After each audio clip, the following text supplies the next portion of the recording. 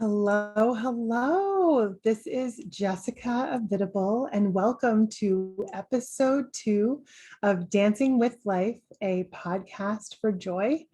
I am a joy coach, which is a life coach who focuses on the elevation of joy in any area of life. And I have a wheel of life that is a nice jumping off point where we identify different kind of compartments of life: fun and recreation, finances, career, relationships, friends and family, health and vitality. And if you are wondering, why would I hire a joy coach, then this podcast is just for you. Very simply, life coaching is for anyone who wants a little support with anything. There could be a transition going on. I've worked with clients who are becoming empty nesters. They're sending their kids off to college and they want to talk and maybe, add some recreation into their life to fill the empty space. I've had clients who have blended families where, there's multiple parents and multiple combinations in their families, and they're wanting some help in navigating the rules, all the new rules between the legal rules and the unwritten rules and the spoken rules, and wanting to joyfully navigate a blended family situation. I have had clients who are looking for major health changes. Maybe they've had a health scare and the doctor says, oh, you need to go on these medications to prevent these, negative side effects. And so I have come into the picture to help be an accountability partner, to help with daily habit improvement, getting enough sleep, drinking enough water, moving your body in whatever state you are coming into the picture with. What else? I used a coach when I was pregnant with my third child, and I was already feeling overwhelmed. My oldest daughter has autism, and she's a lot. She fights about everything. She fights about season changes and having to change her clothes, and she has trouble coming up with things that she needs to do, cut her fingernails and, these kind of things. And so where, my 8-year-old is right on track with managing herself in this way, my 10-year-old is not doing that. So then when I was pregnant with my third, my little boy, I was like, I don't know how I'm going to do it. I don't know how I'm going to balance working. I was working full time at that time, and I had 2 babies, and I had a rotating cast of staff and babysitters in and out of my house. And my dad was falling all the time. He has Parkinson's, and he was just starting to fall. And still living at home with my mom, and my mom was completely tapped, and that was all a really, really hard scenario. And so I went to see a life coach, and she helped me, come up with priorities, like what do you really need to do, what are the most important things to focus on, and where do you need to say no so that you have time to focus on your family. If your family is your number one priority, do you have enough time and energy to help your family? And that's a real concern for a lot of us. I'm actually in what they call the sandwich generation, where my parents were about 40 when I was adopted, and I was 33, 35, and 39 when I had my babies. So I have little children and I have big children, and I'm right in the middle. I'm supposed to, so in many ways supposed to be the sweet spot of my career and my money making years. And I am spending a lot of time doing things that I didn't think that I would be doing at this point in my life. And I know, because I have studied joy and purpose, and I'm a very spiritual person, I know that I am doing exactly what I am supposed to be doing right now, and that all of the experiences that I am having contribute to my reservoir and my ability to help other people. And I do think that I have an unusually high number of special cases in my own family. And so my resilience is tested on the regular. And that's, another piece about joy is so many people are suffering and they're struggling. And, there was a whole mixture of things that happened over the last year. Some people, pivoted with grace and, did what they were doing. And then other people, kind of took themselves out of the game, and they were just kind of waiting for something to change, and waiting and waiting and waiting. And they found themselves now kind of, lost. They don't know what's happening and how to handle the transition kind of back to normalcy. And so, joy is like, what is this, what is this thing, that's joy? Like, say that joy is like out there, it's like, how do I get to joy? I see joy. I see other people being happy. I see the pretty pictures on Facebook, but how do I get to be the pretty picture on Facebook? And one, that's not all true. That those Facebook pictures are just a little snapshot, okay, of their whole life.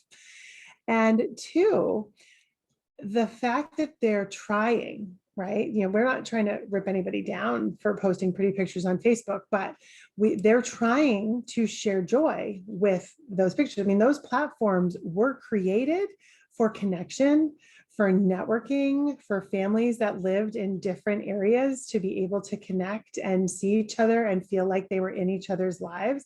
And for many of us, that is still what they're for. And that is okay.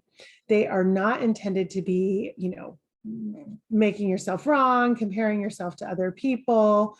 Oh, they did this, why can't I do that? You can't even think about it. I have almost, 1,500 friends, I think, and I barely see, more than 20 of them in my feed at any time when I actually go look at it. And so if I want to know what someone is up to, I'll text them. Text them. Every once in a while, I'll go on Facebook and see if they've posted anything. But, typically I just, I text people directly to find out what they're doing and what is going on with them. So in the last year, people have been tested. They've been tested in a lot of ways, and some people have had to change jobs. Some people weren't able to work. Some people were sick, and had to deal with that, and the repercussions of being sick. And we all have to give people more grace. And this is a blanket statement that everyone can take on. This is their life coaching tip of the day, is be kind. You have no idea what someone else is going through right now or what they have been through over the last year and all the different changes. It's definitely a time of transition. Yesterday was a summer solstice. We're transitioning from spring to summer. And my daughter just had her last day of school today, and my son will be off for a couple of weeks starting next week. And so there's a transition from being in school a little bit to not being in school, and the weather is nice. And when the weather is nice, I want to be playing with my kids. That is a fun thing to do. And I can choose to sit at the pool and say, oh, I should be working, or I should have, recorded another podcast, or I should be editing my book. Or I can back up and say, this is a very short time of life, these 8 weeks of summer. My kids are little, enjoy them, be with them, and that other stuff can get done a little bit later. And that is really okay, and you get to choose. And, so it might be like, do I do laundry now, or do I leave it for tomorrow? Or do I balance my checkbook every month, or do I, have to do it weekly? Or, do I need to, work on a side hustle because I need a little more cash? because I want to save up for a camper to take my family on vacations. So there's so many things that life coaches can talk about with you and deal with. Because, one, I do a ton of reading. Two, I am constantly listening to stories. I marvel at, I don't have two clients that have the same job. Everyone has a different job, a way of making money. Some are entrepreneurs, some are employees, some have employees, some have, MLM businesses, some are advertising executives, some are salesmen. My dad was a car salesman for 25 years. And there's all these different jobs and there's all these different levels of happiness. So the kind of job you have has really nothing to do with the kind of happiness you have.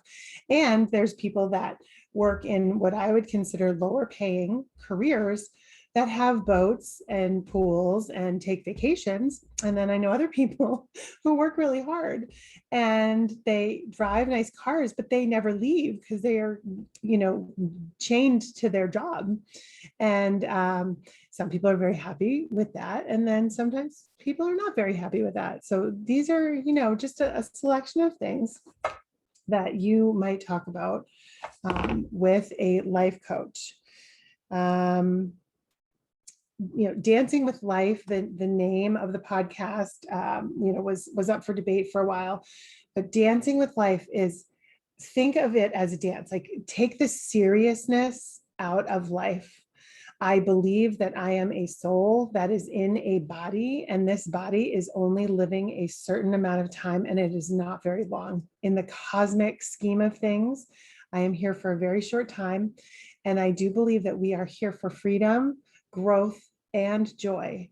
And so we have to know that any suffering and tediousness that we're experiencing in life is a choice, and that we can tweak it and tweak the experience and have it be a joyful experience, or acknowledge it as, wow, those were growing pains. I think you've probably heard the term growing pains, that when you're going through a change or transition, or you're starting a new business, that things can get rocky before they get smooth. And that is part of the journey of life.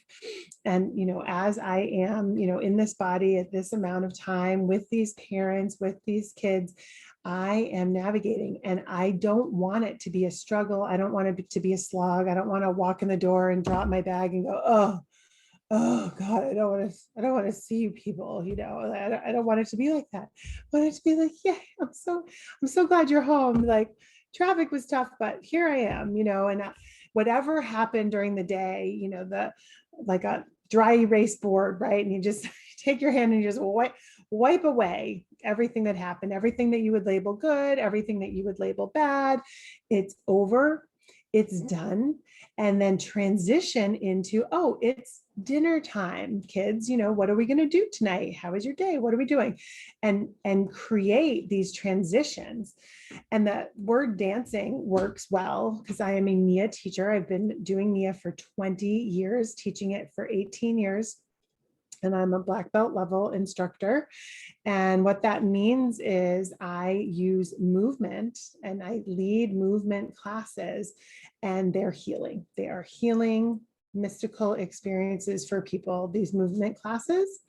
And so I know that if someone's, having shoulder problems, that we can tweak the movement so that they can still dance, but not have to do the exact movement that I am doing. So your, entering the house routine after work might include driving around the block until you can breathe evenly. And so you don't bring the stress of your day into your house. Because when you come home, your kids want to see you. They're like, hey, mama, hey, daddy, I just want to play with you, play with me. And they don't want to hear your dump, your download, your vomit of whatever you did, whatever, all the things that went wrong at work, that doesn't work for little kids. They can't process all that stuff. So, there's a lot of tips and tricks that I can give you. And, I've never met two life coaches with the same style. The general nature of life coaching is that we're all a little different and we're all a little fun. And you want to really talk to someone that you can relate to. And And it's, that's really important. And life coaching varies. There's all different kinds of prices. There's all different kinds of, one-on-one coaching, small group coaching, large group coaching. There's all different things. So if you want to know more, check out my website, www.jessicavitable.com. And all my links are there: Instagram, LinkedIn, Facebook. Check me out, follow me. I'm just getting started here, kids. There's so much more to come. Thanks for tuning in. See you next time.